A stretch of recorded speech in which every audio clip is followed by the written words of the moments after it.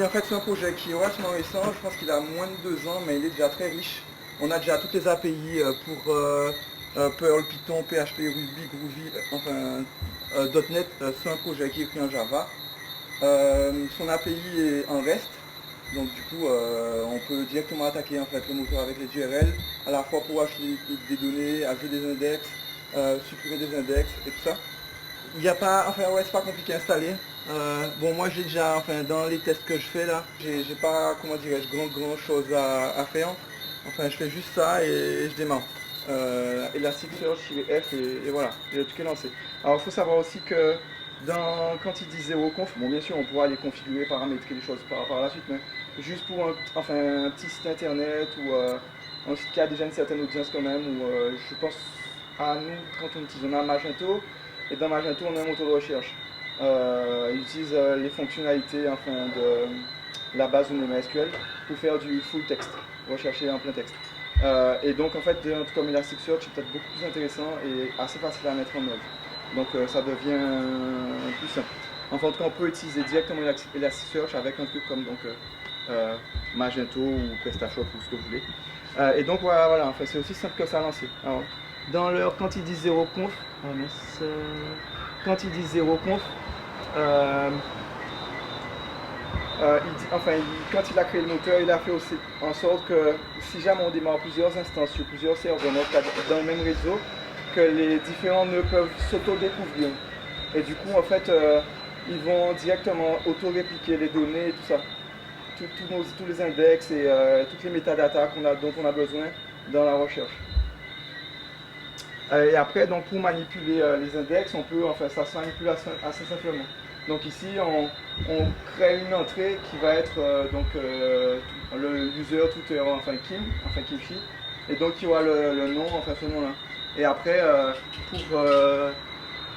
après on a une seconde entrée. Et bien sûr, comme c'est un moteur de recherche orienté REST, on peut effectivement utiliser les adresses et pointer vers une autre information. Donc du coup, moi ce qui m'intéresse avec Elasticsearch, c'est surtout la partie finalement stockage de données. Puisqu'un moteur de recherche est beaucoup plus rapide que par exemple, en tout cas pour la recherche et tout ça, qu'une base de données qui va utiliser les jointures et tout ça. Donc ici on crée un mapping, en gros, on dit qu'on va créer un mapping pour l'utilisateur et dont la propriété, ça sera par exemple le nom et qui aura pour type chaîne de caractères. Donc voilà, ça sera des choses qui seront aussi simples que ça. Et après on peut aller dans des schémas relativement compliqués. Donc là, on rajoute un message à l'intérieur. Et après pour la recherche, donc en fait il y a toute une API pour la recherche qui a été développée toujours en REST. Et du coup ici il va faire une recherche, surtout sur cette URL là en get. Donc assez simple, on dit on fait un search avec la requête et on dit qu'on recherche l'utilisateur qui. Donc en fait c'est devenu relativement simple.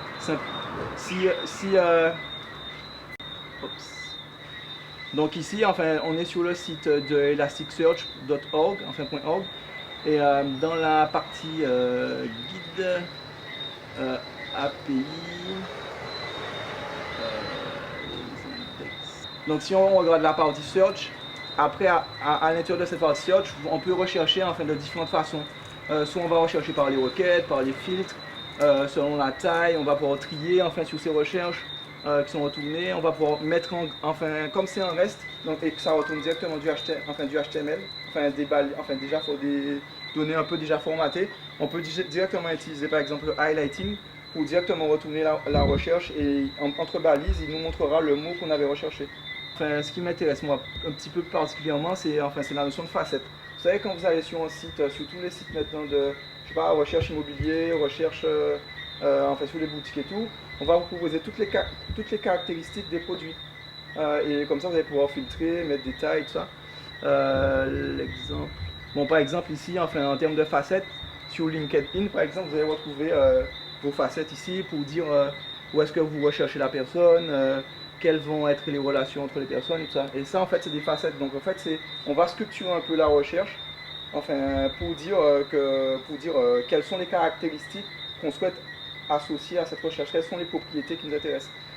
Et donc du coup, on va envoyer en masse et surtout un peu en temps réel, à faible latence comme dirait un ami, des données qui sont du coup directement indexées par rapport au mapping qu'on a défini. Et donc nos facettes.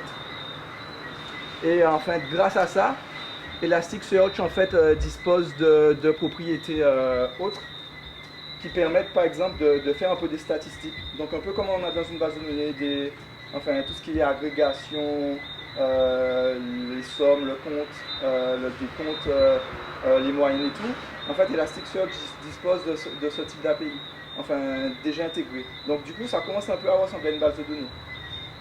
Et moi, c'est vraiment ce qui m'intéresse. Et puis, du coup, comme il y a un schéma qui est relativement flexible et que ça reste du reste, on peut assez facilement à la volée transformer les choses et rajouter ou pas des propriétés ou des facettes. Et donc, du coup, par exemple, si on prend un petit exemple juste sur des postes, alors, je sais pas si on peut grossir. Oups. Ok, là c'est peut-être un petit peu trop gros. Enfin, ok. Donc là, en fait, par exemple, dans l'exemple qui est ici, donc il dit créer un dashboard ici. Et moi, c'est vraiment, je dis, ce qui m'intéresse, il crée plusieurs entrées ici, dans lesquelles on va trouver à la fois un titre et puis des tags. Donc il crée plusieurs comme ça, entrées, plusieurs postes. Donc c'est comme s'il indexait un peu des articles ou ce qu'on veut quoi. Et puis derrière, on retrouve des mots-clés comme Ruby, Search, Java. Et vous voyez en fait, il utilise du JSON. Tout, comme c'est basé sur du REST, tout ce qui balance tout ce qu'on va balancer, ça va être du JSON. Et donc on va pouvoir comme ça retrouver donc nos tags et nos titres. Et comme ça avoir de cette façon-là combien 4 entrées ici, d'accord, et on retrouve différents mots-clés. Et après il va falloir qu'on fasse on fait une recherche qui va nous ramener effectivement les mots-clés. Donc là il dit par exemple de ramener toutes les toutes les requêtes qui correspondent au terme recherché dont le champ va être tag et de ramener les 10 premières valeurs par exemple. Et donc ce qui va lui être retourné, ça va être un résultat comme celui-là. Et donc il sait qu'au total il va avoir 4 résultats, que les facettes vont être de type tag et qu'on va pouvoir itérer de cette façon-là. Et du coup ici on retourne le count qui vaut 4, 2, 1, qui correspond à tout ce qu'on avait ici. Ok. Et du coup on peut obtenir un truc par exemple comme celui-là. Donc en fait le test est relativement simple à mettre en œuvre puisque en gros on démarre juste son moteur comme ça. On va juste, si je vais dans mes exemples, dashboard. Donc ici, voilà, en fait, j'ai fait exactement ce qu'il a fait là. Voilà, j'ai entré mes articles comme lui. Et du coup, après, j'ai une petite page HTML comme eux là, qui reprend. Non, elle n'est pas là, elle est là. Dashboard.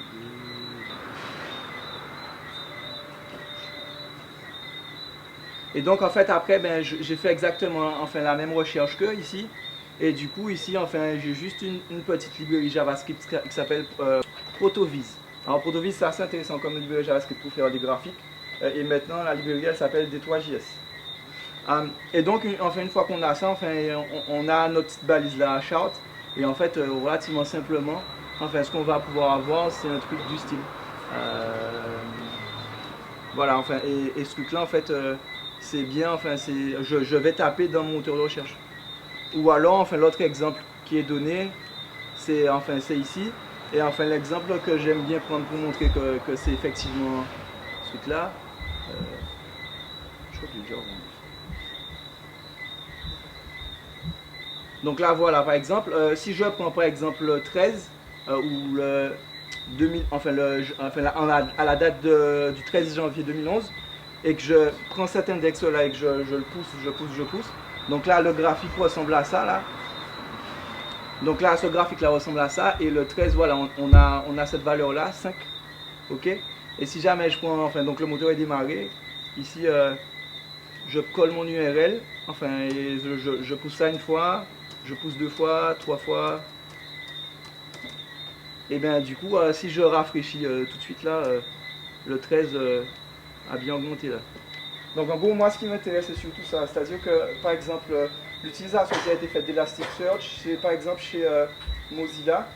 Vous savez, enfin, chaque fois que votre navigateur bug, on vous demande, enfin je ne sais pas si vous participez non plus au test des navigateurs. Moi je suis sur la version 9 bêta, enfin, je sais pas pourquoi je fais ça.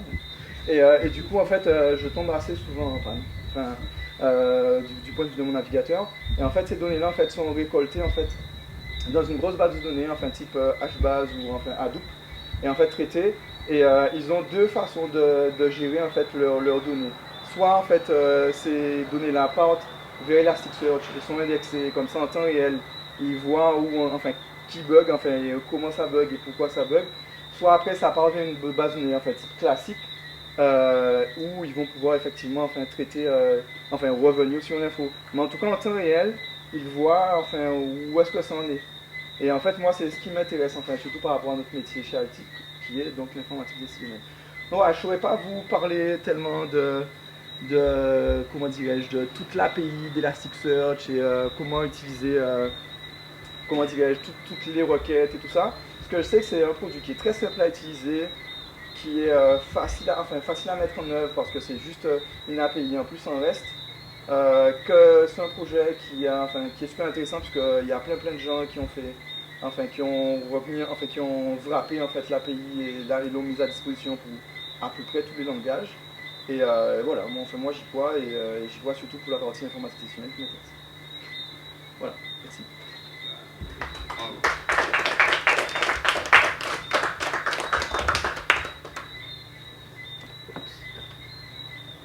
Ouais, sinon vous avez des questions.